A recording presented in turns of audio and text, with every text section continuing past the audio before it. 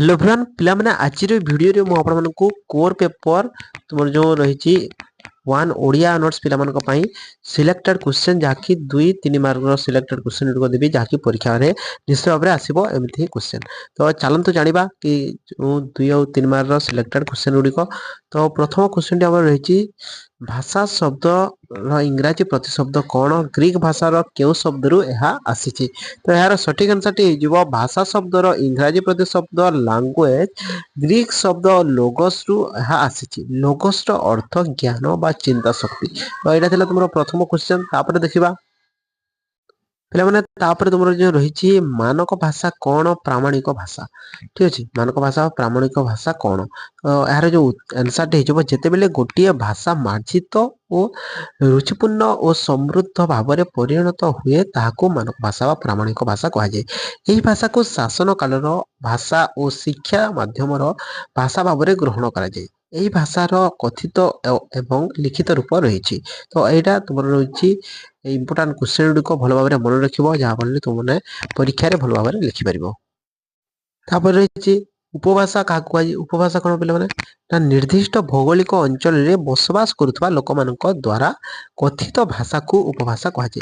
गोटे निर्दिष्ट अंचल में बसवास करुवा गोटे भौगोलिक निर्दिष्ट अंचल में जो मैंने बसवास कर जो द्वारा कथित भाषा को उपभाषा कहुए। उपभाषार इंग्राजी प्रतिशब्द होची डायलेक्ट ताको डायलेक्ट कहुए इंग्राजी रे। ठीक अच्छे तापर तुम रही नेक्स्ट क्वेश्चन टी भाषा भाषा उत्पत्ति संपर्क दुईटी सिद्धांत नाम लेख।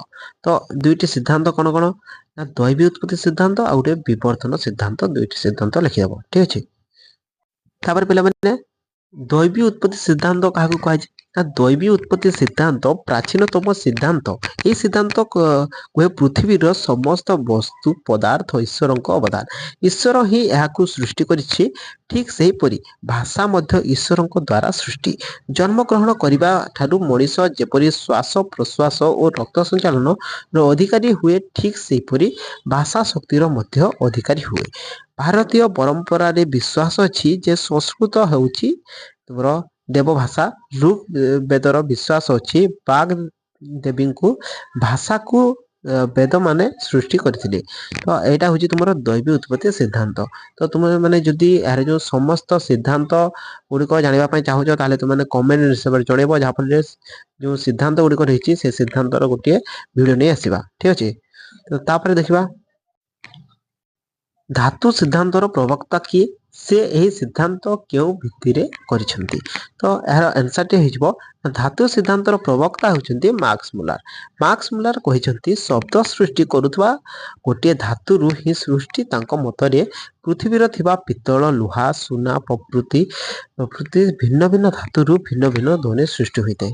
तापर रही कोरापुट जिले में बहुल व्यवहृत गोटे आदिवासी भाषा लेख। तो यार जो आंसर टी कोरापुट जिलार व्यवहृत आदिवासी भाषा हूँ कुई। कुई गोटे कोरापुट जिले में व्यवहृत होता गोटे आदिवासी भाषा। तापर नेक्स्ट सिलेक्टेड क्वेश्चन रही उपभाषा सृष्टि होबार दुईटी कारण कौन। उपभाषा सृष्टि होबार कारण हूँ प्रथमटी हूँ तुम गोटे भौगोलिक अंचल विच्छिन्न होई अन्य स्थान को गमन कले भाषार परिवर्तन हुए एवं उपभाषा सृष्टि हुए। तो जो तुम गोटे स्थान में जड़े बसवास कर पुणी गोटे स्थान को जीव तो तार भाषा आउ से स्थान भाषा को मिसई से गोटे भिन्न धरण भाषा कही से सृष्टि होते उपभाषा। तापर तुम जो उपभाषा सृष्टि होबार आउ गोटे कारण हूँ राजनैतिक और अर्थनैतिक कारण उपभाषा सृष्टि होता है। ठीक अच्छे तापर नेक्स्ट क्वेश्चन रही ओडिया भाषा रे व्यवहृत दुईटी अष्टिक आदिवासी शब्द लेख। ओडिया भाषा रे व्यवहृत दुईटी अष्टिक आदिवासी शब्द माने भाषा हला मुंडा आउ सांताली। तापर रही तुम ओडिया भाषा रे व्यवहृत दुईटी जावनिक शब्द लेख। ओडिया भाषा रे व्यवहृत दुईटी जावनिक शब्द होची आरबिक आउ तुर्की। एटा होची दुईटी जावनिक शब्द। पिला माने एटा थिला तुमरो जो कोर पेपर 1 ओडिया ऑनर्स छात्र छात्री मानको भाई केतको 2 मार्क और 3 मार्क रो सिलेक्टेड क्वेश्चन गुड़िक जेतु मानको किछि माने अलगा सब्जेक्ट रो सिलेक्टेड क्वेश्चन दरकार ताले तो माने कमेंट निस्बर जणैबो जहा फले मु तुमको समस्त सब्जेक्ट रो सिलेक्टेड क्वेश्चन गुड़िक देबी। तुमर जो एग्जाम टी बहुत पाखक आसी गलानी माने भलो भाबरे पढापडी करो जहा फले माने एग्जाम रे बहुत भलो नंबर रखि परिबो।